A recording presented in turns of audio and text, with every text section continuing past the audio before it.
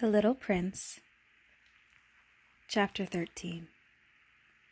The fourth planet belonged to a businessman.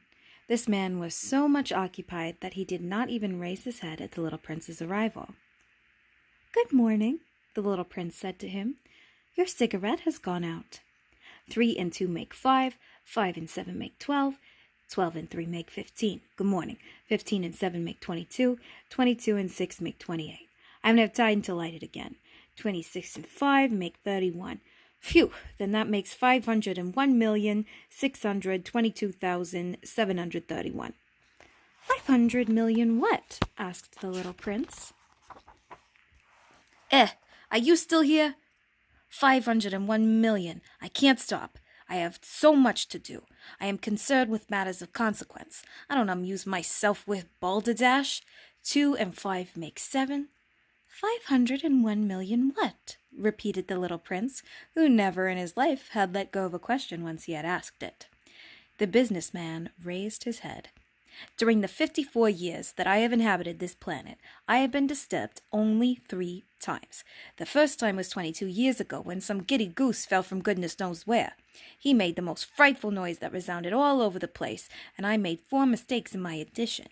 The second time, 11 years ago, I was disturbed by an attack of rheumatism. I don't get enough exercise. I have no time for loafing. The third time, well, this is it. I was saying then, 501 millions? Millions of what? The businessman suddenly realized that there was no hope of being left in peace until he answered this question. Millions of those little objects, he said, which one sometimes sees in the sky. Flies? Oh no, little glittering objects. Bees? Oh no, little golden objects that set lazy men to idle dreaming. As for me, I am concerned with matters of consequence. There is no time for idle dreaming in my life. Ah, you mean the stars? Yes, that's it, the stars. And what do you do with 500 millions of stars? 501,622,731. I am concerned with matters of consequence. I am accurate. And what do you do with these stars? What do I do with them? Yes. Nothing. I own them. You own the stars? Yes. But I have already seen a king who... Kings do not own, they reign over. It is a very different matter. And what good does it do you to own the stars? It does me the good of making me rich. And what good does it do you to be rich? It makes it possible for me to buy more stars, if any are discovered. This man, the little prince said to himself, reasons a little like my poor tippler. Nevertheless, he still had some more questions. How is it possible for one to own the stars? To whom do they belong? The businessman retorted peevishly. I don't know.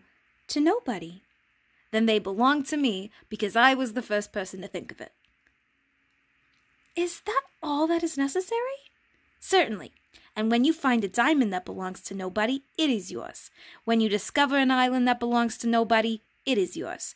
When you get an idea before anybody else, you take a patent out on it. It is yours. So with me, I own the stars because nobody else before me ever thought of owning them. Yes, that is true, said the little prince. And what do you do with them? I administer them, replied the businessman. I count them and recount them. It is difficult, but I am a man who is naturally interested in matters of consequence. The little prince was not satisfied. If I owned a silk scarf, he said, I could put it around my neck and take it away with me. If I owned a flower, I could pluck that flower and take it away with me. But you cannot pluck the stars from heaven. No, but I can put them in the bank. Whatever does that mean? That means that I write the number of my stars on a little paper, and I put this paper in a drawer and lock it with a key. And that is all? That is enough, said the businessman. "It is entertaining," thought the little prince. "It is rather poetic, but it is of no great consequence." On matters of consequence, the little prince had ideas which were very different from those of the grown-ups. "I myself own a flower," he continued his conversation with the businessman, "which I water every day. I own 3 volcanoes which I clean out every week, for I also clean out the one that is extinct. One never knows. It is of some use to my volcanoes, and it is of some use to my flower that I own them. But you are of no use to the stars." The businessman opened his mouth, but he found nothing to say in answer, and the little prince went away. "The grown-ups are certainly altogether extraordinary," he said simply, talking to himself as he continued on his journey. 14.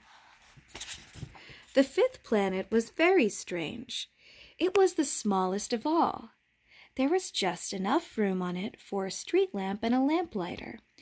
The little prince was not able to reach any explanation of the use of a street lamp and a lamplighter somewhere in the heavens, on a planet which had no people and not one house. But he said to himself, nevertheless, "It may well be that this man is absurd, but he is not so absurd as the king, the conceited man, the businessman, and the tippler, for at least his work has some meaning. When he lights his street lamp, it is as if he brought one more star to life, or one flower. When he puts out his lamp, he sends the flower or the star to sleep. That is a beautiful occupation, and since it is beautiful, it is truly useful." When he arrived on the planet, he respectfully saluted the lamplighter. "Good morning. Why have you just put out your lamp?" "Those are the orders," replied the lamplighter. "Good morning." "What are the orders?" "The orders are that I put out my lamp. Good evening." And he lighted his lamp again. "But why have you just lighted it again?" "Those are the orders," replied the lamplighter. "I do not understand," said the little prince. "There is nothing to understand," said the lamplighter. "Orders are orders. Good morning." And he put out his lamp. Then he mopped his forehead with a handkerchief decorated with red squares. "I follow a terrible profession. In the old days it was reasonable. I put the lamp out in the morning, and in the evening I lighted it again. I had the rest of the day for relaxation and the rest of the night for sleep." "And the orders have been changed since that time?" "The orders have not been changed," said the lamplighter. "That is a tragedy. From year to year the planet has turned more rapidly, and the orders have not changed." "Then what?" asked the little prince. "Then the planet now makes a complete turn every minute, and I no longer have a single second for repose. Once every minute I have to light my lamp and put it out." "That is very funny. A day only lasts 1 minute here where you live." "It is not funny at all," said the lamplighter. "While we have been talking together, a month has gone by." "A month?" "Yes, a month, 30 minutes, 30 days. Good evening." And he lighted his lamp again.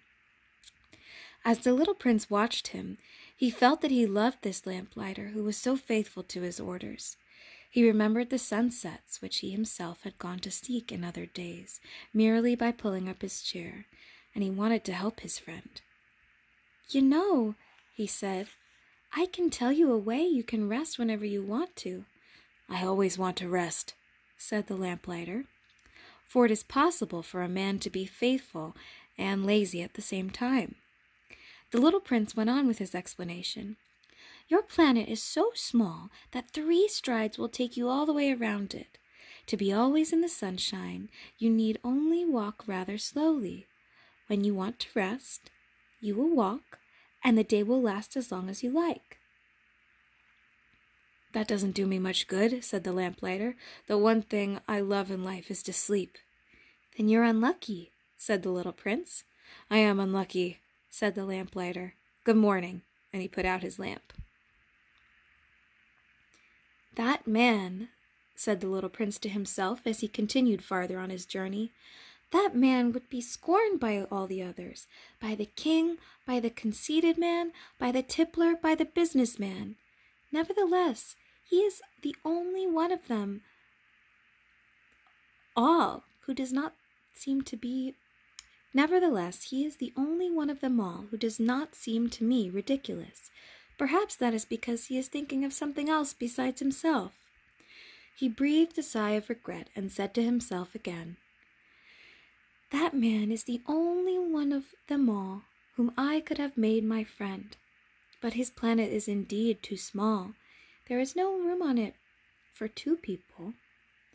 What the little prince did not dare confess was that he was sorry most of all to leave this planet, because it was blessed every day with 1,440 sunsets.